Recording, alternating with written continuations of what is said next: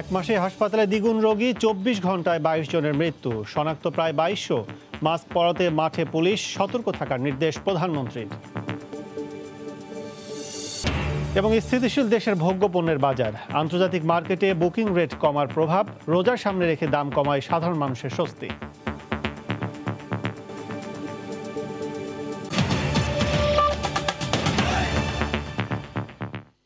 বাংলা সময়ের সঙ্গে আছে আমি কাজল আব্দুল্লাহ। আবার করোনার থাবায় ঘায়েল জনজীবন, হু হু করে বাড়ছে শনাক্ত আর মৃতের সংখ্যা। সবশেষ ২৪ ঘন্টায় ২২ জন প্রাণ হারিয়েছেন, শনাক্ত হয়েছেন প্রায় ২২০০। কিন্তু সাধারণ মানুষের তাতে যেন কোনো ভ্রুক্ষেপই নেই। মাস্ক ব্যবহার নিশ্চিতে তাই আবার মাঠে আইন শৃঙ্খলা রক্ষাকারী বাহিনী। সকাল থেকে রাজধানীর বিভিন্ন স্থানে মাস্ক বিতরণ করে ঢাকা মহানগর পুলিশ। মাস্ক ছাড়া বাইরে বের হলে ১০০ টাকা জরিমানা করছেন ভ্রাম্যমাণ আদালত। সব সূচকেই দেশে আবারও ঊর্ধ্বমুখী কোভিড-১৯ সংক্রমণ। পরিস্থিতি ক্রমেই হচ্ছে অবনতি, চাপ বাড়ছে হাসপাতালগুলোতে। এই যখন অবস্থা, তখনও জনসমাগম কিংবা গণপরিবহনে নেই স্বাস্থ্যবিধি মানার কোনো তোয়াক্কা। মাস্ক পরার ক্ষেত্রে সবচেয়ে বেশি উদাসীনতা, কমতি নেই অজুহাতে। মাস্ক পরি সবসময় পরি, এখন একটু তাড়াতাড়ি একজন লোক উঠাই দিতে আসছি তো এই জন্য করতেছি না। মাস্ক দিয়ে কি করবো ভাই, যারে ধরবে এমনি ধরবে। মাত্র বাসা থেকে বের হয়েছে তো ব্যাগে আছে, হয়তো এই রিক্সা ওঠার পরে হয়তো দেবো। ভালো লাগে না মাস্ক আছে ওই খুলছি আর মনে নাই। যেই দিন মাস্ক পরে বের হই সেই দিন আসেন না, আজকে বাসা থেকে বের হই নাই মাস্ক পরে। পরিস্থিতি যখন ভয়াবহ হচ্ছে, তখন জনগণকে মাস্ক পরতে ও স্বাস্থ্যবিধি মানাতে আবারও মাঠে নেমেছে আইন শৃঙ্খলা রক্ষা বাহিনী। মাস্ক পরার অভ্যাস, কোভিড মুক্ত বাংলাদেশ স্লোগানে রোববার সকাল থেকে রাজধানীর বিভিন্ন পয়েন্টে ঢাকা মহানগর পুলিশের পক্ষ থেকে বিতরণ করা হয় বিনামূল্যে মাস্ক। স্বাস্থ্যবিধি না মানলে আইনের প্রয়োগেরও হুঁশিয়ারি দেন সংশ্লিষ্ট কর্মকর্তারা। বিভিন্ন জায়গায় মোড়ে মোড়ে আমাদের থেকে মাস্ক পরার অভ্যাস করছি, যাতে তারা মাস্কটি পরেন এবং কারো যদি মাস্ক না থাকে প্রত্যেকটি থানাতে খোলা আছে, ডেলিভারি সেন্টার আছে, সেখানে যাবে, তাদের মাস্ক নিয়ে যেতে পারবে। বিশেষ উদ্বোধনকরণ কর্মসূচির আওতায় না আসে সেক্ষেত্রে পরবর্তীতে আমাদের পরিস্থিতি বুঝে ব্যবস্থা নেওয়া হবে। মাস্ক বিতরণের এই কর্মসূচিকে ইতিবাচক বলছেন সাধারণ মানুষ। রিক্সা থামাইয়া মানে পুলিশ আর কি আমাকে মাস্ক পরিয়ে দিল, তো কার্যক্রমটা অবশ্যই ভালো, আর সবারই মাস্ক পরা উচিত বলছে, মানে সবসময় মাস্কটা পরার জন্য। করোনার দ্বিতীয় ধাক্কা মোকাবেলায় চলমান থাকবে পুলিশের জনসচেতনতামূলক এই কর্মসূচি। করোনা সংক্রমণের ঊর্ধ্বগতিতে লাগাম টানতে সবার আগে প্রয়োজন সবার স্বাস্থ্যবিধি আর সচেতনতা নিশ্চিত করা। বিশেষজ্ঞরা বলছেন, কোভিড মহামারীর বিরুদ্ধে প্রতিরোধ যুদ্ধে অন্যতম বড় অস্ত্র হতে পারে সবাইকে মাস্ক ব্যবহারে উৎসাহিত করা।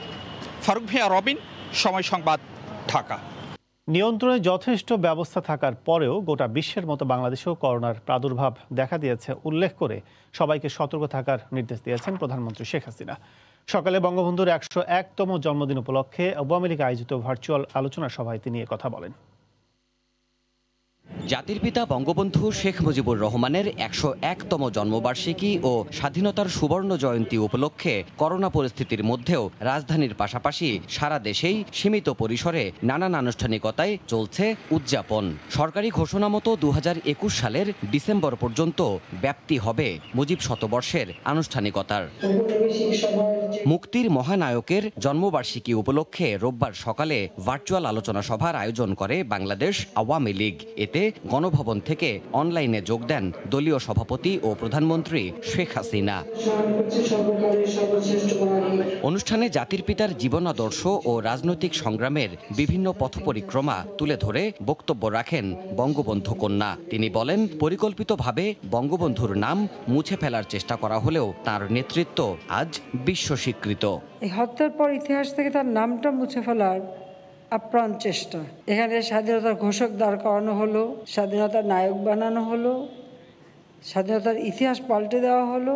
যেখানে মিথ্যা ঘোষক হওয়ার চেষ্টা করা হয়েছিল, আজকে আন্তর্জাতিকভাবেও আপনারা দেখেন সেই ঘোষকের আর কোনো ঠিকানা থাকবে না। তার কারণ আজকে বিশ্ব নেতৃবৃন্দ তারাই কিন্তু আজ এটা নিজেরাই প্রচার করছেন এবং অনেক জায়গায় রেজলিউশনও হচ্ছে যে ২৬শে মার্চ জাতিপিতা বঙ্গবন্ধু শেখ মুজিবুর স্বাধীনতা ঘোষণা দিয়েছিলেন।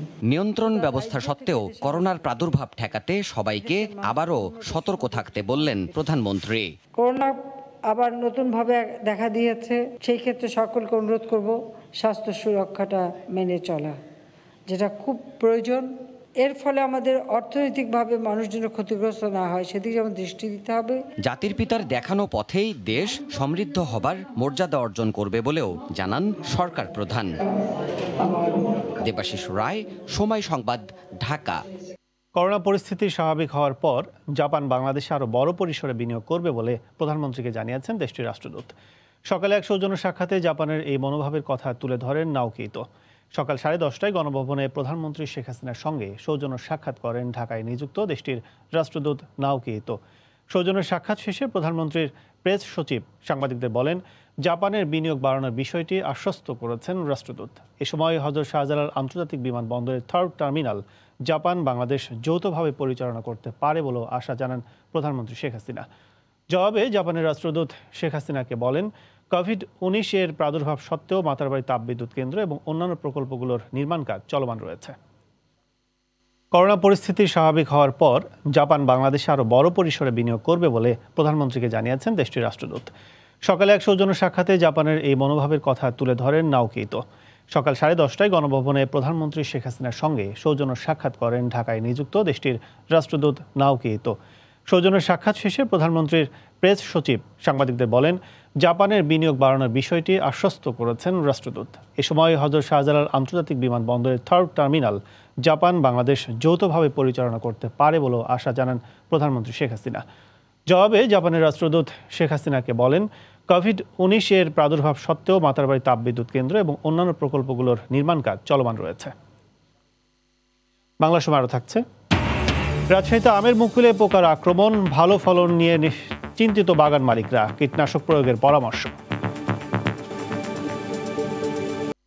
আন্তর্জাতিক মার্কেটে বুকিং রেট কমার পাশাপাশি হঠাৎ করে চাহিদা নিম্নমুখী হওয়ায় দেশের ভোগ্যপণ্যের বাজারে স্থিতিশীলতা ফিরতে শুরু করেছে। তেল, চিনি, ছোলা, পেঁয়াজের দাম কেজিতে সপ্তাহে কমেছে 2 থেকে 3 টাকা। তবে অন্য সব পণ্যের সরবরাহ স্বাভাবিক থাকলেও ভোজ্য তেলের জটিলতা এখনও কাটেনি বলে দাবি ব্যবসায়ীদের। সাগর টিপুর ক্যামেরায় কমলদের আরও একটি রিপোর্ট। দেশের সবচেয়ে বড় ভোগ্য পণ্যের পাইকারি বাজার চট্টগ্রামের খাতুনগঞ্জে এখন পণ্যবাহী ট্রাকের লম্বা লাইন। রমজান সামনে রেখে ভোগ্য পণ্যের সরবরাহ বাড়তে থাকায় এই পরিস্থিতি বলে জানান ব্যবসায়ীরা। গত 6 মাসের বেশি সময় ধরে বাড়তে থাকা ভোজ্য তেলের বাজার নিম্নমুখী। গত এক সপ্তাহে পাইকারি পর্যায়ে প্রতি কেজি তেলের দাম কমেছে 2 থেকে 3 টাকা। এটা যদি বাজারে সরবরাহ ঠিক না থাকে তাহলে বাজার রেডি বাজারটা বেড়ে যাবে। ভোজ্য তেলের মতো অবস্থা ছিল চিনির বাজারও, কিন্তু আন্তর্জাতিক মার্কেটে বুকিং রেট কমতে থাকায় দেশের বাজারও প্রভাব পড়েছে। আন্তর্জাতিক বাজারও এখন অনেক কম, সেই হিসাবে সবাই একটু ভয় পাচ্ছে যে আন্তর্জাতিক বাজার যদি আরো কমে যায় তাহলে চিনি বাজার আরো কমতে পারে। রমজানে সবচেয়ে বেশি চাহিদা থাকে ছোলার। চলতি বছর এই ছোলার দাম এখনো নিয়ন্ত্রণের মধ্যে। গত বছরের তুলনায় এবছর ছোলা আপনার এই প্রায় মাল বেশি আসছে। আমার মনে হয় এভাবে বাজার রমজান মাসে এভাবে থাকবে। আমদানির পাশাপাশি দেশীয় পণ্য বাজারে আসায় কেজিতে অন্তত 3 টাকা করে কমেছে পেঁয়াজ, আদা ও রসুনের দাম।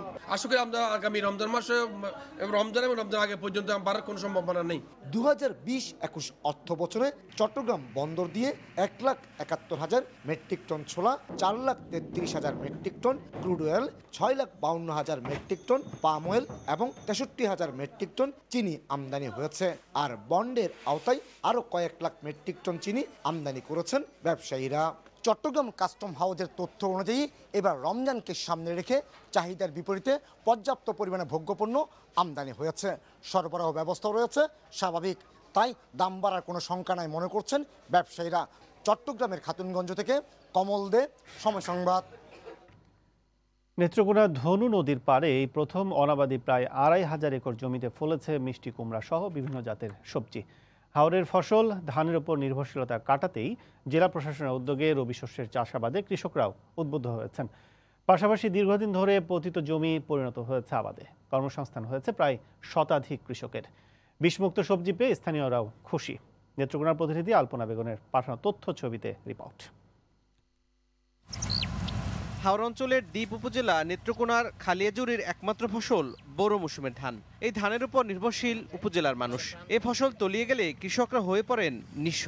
শুধু ধানের উপর নির্ভরশীল উপজেলাটিতে বিরাট সম্ভাবনা থাকলেও সেচসহ নানা সমস্যায় রবি শস্যের প্রতি কৃষকদের তেমন আগ্রহ নেই। এবছর মুজিব বর্ষে প্রধানমন্ত্রীর ঘোষিত অঙ্গীকারকে কাজে লাগাতে নেত্রকোনা জেলা প্রশাসন খুঁজে বের করে পতিত জমি। এগুলোকে কাজে লাগিয়ে কৃষকদের সহায়তার মাধ্যমে উদ্বুদ্ধ করে পরীক্ষামূলক চাষে মিষ্টি কুমড়া সহ অন্যান্য রবি শস্যের বেশ ভালো ফলন পাওয়ায় কৃষকরা খুশি। এতে করে কর্মসংস্থান হয়েছে অনেকের। মিষ্টি কুমড়া ছাড়াও শসা, ক্ষীরা, বাদাম, মরিচ, ভুট্টা সহ অন্যান্য ফলনও ভালো হয়েছে। আগে তো বয়ে টয়ে রয়েছি বাসময় দিন তো বয়ে টয়ে তাহলে লাগে না, আমরা ক্ষীরা মিরা আলু টালু করে ঠাইরা পালা গৃহস্থী করে টেয়া হয়েছে, আমরা বালাই কামাই করি। আমরা আশা করতেছি যে এই জমি তাকিয়া 20 থেকে 25 লক্ষ টাকা লাভবান হওয়ার। কীটনাশকেরও প্রয়োজন হয়নি। এই ক্ষীরাটা যদি আজকে এভাবে যদি আমরা ফসল ফলাতে পারি তাহলে মানুষের রোগ ভালাই থেকে অনেকটা রক্ষা পাবে। কৃষকদের তথ্য মতে পুরো উপজেলায় মিষ্টি কুমড়া চাষ হয়েছে প্রায় অর্ধেক জমিতে। আগাম ফলন হওয়ায় পানিতে ডোবার আশঙ্কাও নেই। উপজেলার বিভিন্ন জায়গায় 2 থেকে 3 জন করে মালিকের কাছ থেকে জমি লিজ নিয়ে আবাদ করেছেন অনেক কৃষক। কীটনাশক ছাড়াই এই ফসল ফলানোতে জমি থেকে তুলে নিয়ে খাওয়া হচ্ছে সবজি। এলাকাতেই প্রতি কেজি মিষ্টি কুমড়ার দর 10 থেকে 12 টাকা। আমাদের ইচ্ছার সামনে আরও প্রায় 1000 একর জমি আমরা এক্সটেনশন করব এবং কৃষকদের সেভাবে আমরা মোটিভেশন দিয়ে যাচ্ছি। বাজার মূল্য এখন খুব ভালো, আর যেহেতু সেটা ধনু নদীর পাশেই পরিবহনের অত্যন্ত সুবিধা, তাদের খরচ খুব কম হবে। আমরা তাদেরকে বেশি পরিমাণে প্রণোদনা দিয়ে তাদেরকে আমরা সহযোগিতা করেছি। আমরা দেখতে পাচ্ছি যে এখন আমাদের প্রত্যেকটা ফসলই অত্যন্ত চমৎকার এবং খুব বেশি পরিমাণে আমাদের উৎপাদন এবং ফলন হয়েছে। জেলা প্রশাসন সূত্রে জানা গেছে হেক্টর প্রতি মিষ্টি কুমড়ার ফলন আনুমানিক 40 মেট্রিক টন। আশা করা হচ্ছে এই বছর মোট 1 কোটি কেজি মিষ্টি কুমড়া উৎপাদন হবে। সময় সংবাদ, নেত্রকোনা। গত কয়েকদিন ভোরে হালকা কুয়াশা থাকায় রাজশাহীতে আমের মুকুল কিছুটা ক্ষতিগ্রস্ত হয়েছে বলে জানান বাগান মালিকরা। তার উপর হপার পোকার আক্রমণে ভালো ফলন নিয়ে দুশ্চিন্তায় তারা। আব্দুল সালামের তোলা ছবিতে সাইফুর রহমান রকির রিপোর্ট। রাজশাহী অঞ্চলের আম বাগানগুলো মুকুলে মুকুলে ছেয়ে গেছে। সোনারাঙা মুকুলের গন্ধে মৌ মৌ করছে এখানকার বাতাস। এরই মধ্যে অনেক বাগানে আমের গুটি দানা বাঁধতে শুরু করেছে। তবে অব্যাহতভাবে তাপমাত্রা বাড়ার পর গেল কয়েকদিন ভোরে হালকা কুয়াশা পড়েছে। প্রকৃতির এমন আকস্মিক পরিবর্তনের ফলে আমের মুকুল ক্ষতিগ্রস্ত হয়েছে বলে জানান বাগান মালিকরা। এখন তো মুকুল এসেছে, আমরা তো যত্ন করছি, বলা যাচ্ছে না কি হবে লাস্ট পর্যায়ে। এখন গুটি আসছে, এখন দেখা যাক কি হয়। মুকুলের গুঠে হয়েছে, যেগুলো নাইঘর গুঠে কমপ্লিট হয়ে গেছে, ফুলটা জড়িয়ে দিচ্ছে। তাল্লা ভর সাহেবের আমের ফলন ভালো আছে। এছাড়া পোকার আক্রমণ দুশ্চিন্তায় ফেলেছে আম বাগান মালিকদের। অনেক মুকুল ঝরে গেছে, আরও পোকামাকড় আছে। কয়েকদিন কুয়াশার কারণে যে আমের মুকুলটা নষ্ট হয়ে গেছে, এখন ভালো ফলনের জন্য আমরা খুব চিন্তিত। এই অবস্থায় কীটনাশক প্রয়োগ সহ নানা পরামর্শ দিচ্ছেন ফল গবেষণার সাথে জড়িত এই কর্মকর্তা। মুকুল পূর্ণাঙ্গভাবে ফুটে গেছে এবং মোটামুটি পলিনেশন অনেকটা কমপ্লিট। কিছুদিনের মধ্যে গুটিও তৈরি হয়ে যাবে এবং বাকি মুকুল এমনিতে ঝরে যাবে। এটা নিয়ে এখন আর টেনশনের কিছু কারণ নাই। শুধু যদি রোগের উপদ্রব খুব বেশি যদি না দেখে তাহলে আর স্প্রে দেওয়ার কোনো দরকার নেই। কৃষি সম্প্রসারণ অধিদপ্তরের দেয়া তথ্য মতে জেলার প্রায় 18,000 হেক্টর জমির বাগানে 2.25 লাখ মেট্রিক টন আম উৎপাদনের লক্ষ্যমাত্রা নির্ধারণ করা হয়েছে। সাইফুর রহমান রকি, সময় সংবাদ, রাজশাহী। বাংলা সময় শীর্ষ সংবাদ জানিয়ে দিচ্ছি আরেকবার। যেদিন মাস্ক পরে বের হই সেই দিন আসেন না। আজকে বাসা থেকে বের হই নাই মাস্ক পরে। মাস্ক দিয়ে কি করবো ভাই, যারে ধরবে এমনি ধরবে। 1 মাসে হাসপাতালে দ্বিগুণ রোগী, 24 ঘন্টায় 22 জনের মৃত্যু, শনাক্ত প্রায় 2200। মাস্ক পরাতে মাঠে পুলিশ, সতর্ক থাকার নির্দেশ প্রধানমন্ত্রীর। এই ছিল বাংলা সময়, সঙ্গে থাকুন সময়।